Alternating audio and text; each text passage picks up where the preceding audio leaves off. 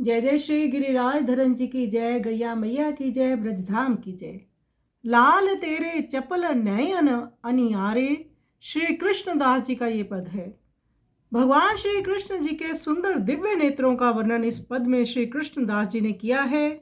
वे नयन प्रभु आपके बिजली की तरह चपल अति मनमोहक लालिमा लिए हुए हैं, रसीले रत्नारे सुंदर हैं, और आप गोवर्धन धर, वहाँ के मुकुटमणि हैं गोवर्धन जी के।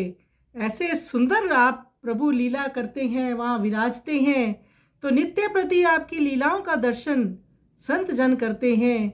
आइए सुंदर पद का हम श्रवण करें।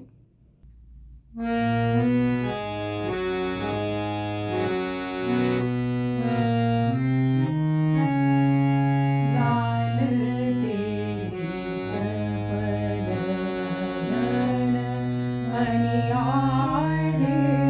लाल तेरे चपल नयन अनियारे, नंद कुमार सुरत